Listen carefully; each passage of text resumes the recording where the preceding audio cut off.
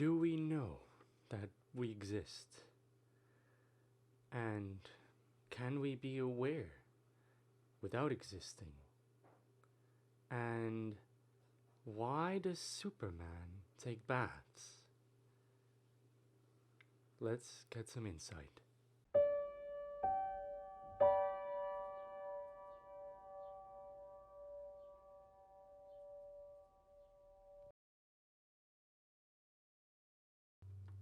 Alright, welcome to tuning in. You're watching a video about epistemology. The goal here is to find out what we know and what the nature of our self-awareness is. What we're going to be doing is we're going to be treating a philosophical paper that recently came out by looking at the main concepts it's treating and the main points it's making. So we first turn to the notion of subject and object as it comes across in Kant's Critique of Pure Reason. Now, what Kant says here is that the I think observes the subject. The subject is that which acts. But because it's being observed, it is therefore also an object, as we have knowledge about that. But Kant has said before that we can't actually get any knowledge from something transcendental before, and because the I think itself is supposedly not an object, it cannot yield any knowledge. So this point wasn't missed by Kant's friends, who decided to write him some letters to point this out to him. They said, we can't know this subject, yet we are this subject because it is us that is positing this object, because the object needs to be posited by a subject. Now, what Kant replied to that was that he didn't really understand that himself. So, if he didn't, can we try to understand him? In his next work, he didn't actually address any of the critiques, but he just started to redefine some terms. And what he did there was he actually put the I think in the same category as the object, as something that is recognizing itself, and by virtue of it doing something, it is also a subject. So the subject and the object actually become one in Kant's Anthropology from a pragmatic point of view. Now, this singular object that is positing itself, this has a passive component and an active component. It is passive in the sense that it is the thing that is observed and it has supposedly certain qualities. So it is an object that we can know because we can try to find out what are the conditions of it being able to know. Now, this quest for finding out what conditions this thing has so that it can know is actually what Foucault refers to as the question of anthropology. Now, what Foucault does in this recent paper is he traces the genealogy of critique as it comes out of the Critique of Pure Reason, and as it's trying to define this subject-object thing. Now, this anthropological quest, it's inevitably both empirical and transcendental.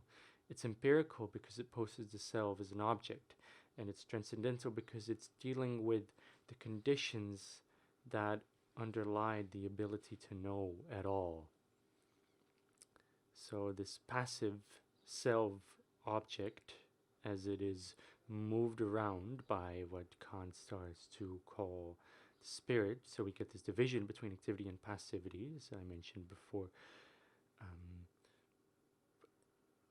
Other writers pick this up. They start looking at this according to Foucault, and what they do is they say, okay, we have this concrete object of knowledge, and actually everything that concrete object of knowledge that is both acting and being acted upon, everything that does is simply possible knowledge. And what Feuerbach then wrote was, he said that actually all this possible knowledge, that is the human being as it's acting in the world.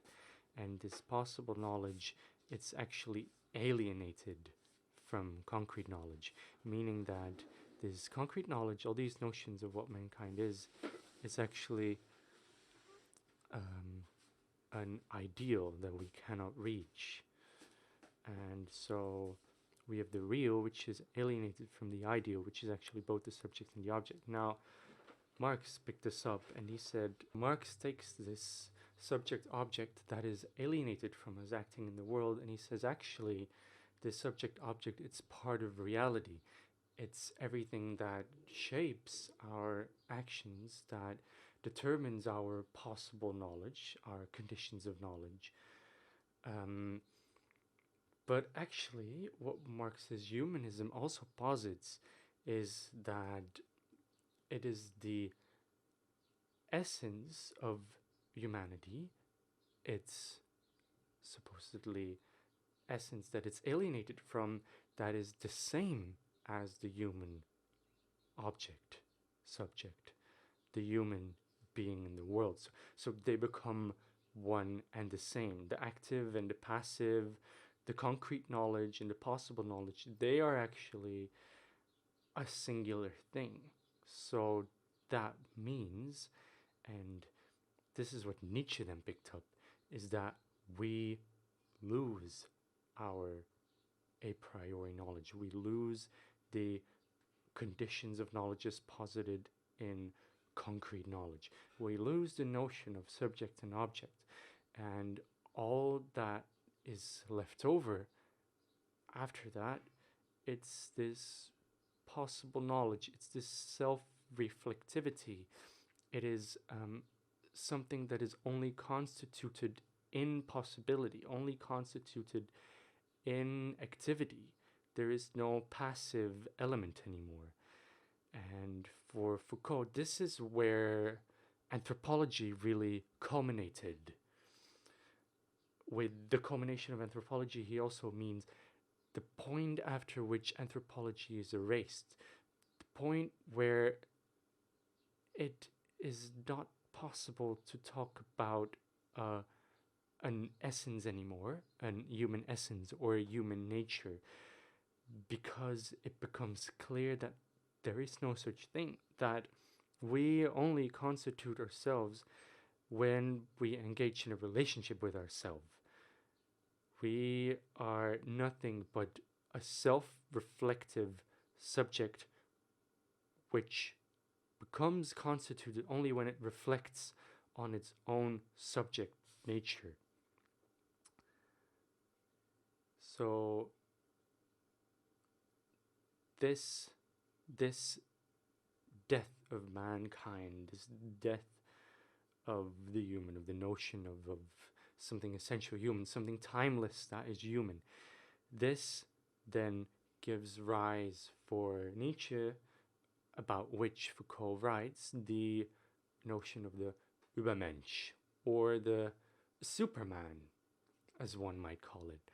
And this Superman, it knows that it is only constituted when it reflects upon itself, because it acquires knowledge by constituting itself in an activity. Now, this conception is non-essentialist, and it is non-constant. And what that means is it's not looking for something universal. It's not looking for something timeless. It's not looking for something that becomes applied to all human being, a certain a priori knowledge. What that then implies, especially as Foucault argued, as an exclusively self-reflective thing, is that the conventional notions of morality, they don't hold true because they presuppose a subject or an object. They presuppose the ability to hold certain a priori knowledge. They presuppose a certain universality. But as Foucault argued, once mankind is dead, once the Übermensch or the Superman arises, this morality can only be constituted the moment that we act and we reflect on ourselves. And so this morality can only be ascribed to ourselves as we act. It doesn't pre-exist before. And so our conceptualization of morality, it's essentially debunked. It doesn't have any basis to build on anymore. And also for Foucault, this critical path that started with Kant, then went through this sort of search for this essential human nature that gives rise to the conditions of knowledge, gives the self-object as a given, this critical strand of thought, it becomes altered by its anthropological criticism of it. So you get a critique, which is critiqued by anthropology. And after this culmination of anthropology, critique is fundamentally changed. It loses its notion of finding an a priori truth. It becomes merely its self-reflective criticality. The self-awareness arises only upon reflection with the self. And that means that for Foucault, we can turn this critical strand of thought into a creative strand of thought. Once we start to become aware that we don't need to be limiting ourselves in finding what makes our actions, but that we can only create our possibilities of being by acting. We create new ways of being, and this is what is referred to as transgressivism. This search for all the possibilities of being, of new ways of experiencing. This is where freedom is fundamentally found, in this search for an exploration of being. And so, if you are Superman, if you reject an essentialist notion of being, you would look for different ways of being. So the next time you take a bath, why don't you look if you can experience that bath in a different way from the way you usually experience it? Why don't you see if you can be a Superman?